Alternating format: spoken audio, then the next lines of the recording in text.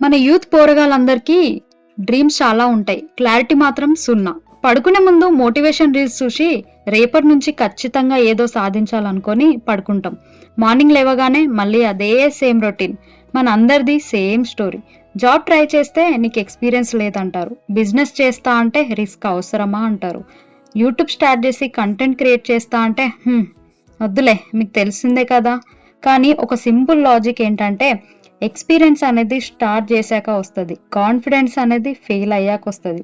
పునుగులు కూడా డైరెక్ట్గా ప్లేట్లో పడవు కదా, ఫస్ట్ ఆయిల్లో పడాలి, హీట్ని తట్టుకోవాలి, అప్పుడే టేస్ట్ బయటకు వస్తుంది.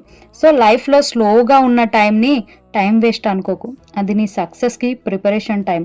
గుర్తుపెట్టుకో, లైఫ్ అనే ఈ రేస్లో అందరూ డెస్టినేషన్ని చూస్తారు, కానీ ఈ ప్రాసెస్ని ఎంజాయ్ చేసినోడు మాత్రమే విన్ అవుతాడు. షేప్ ఎంత వియర్డ్ ఉన్నా పర్లేదు, నువ్వు ఆయిల్లో ఉన్నావంటే గేమ్లు ఉన్నావు అంతే.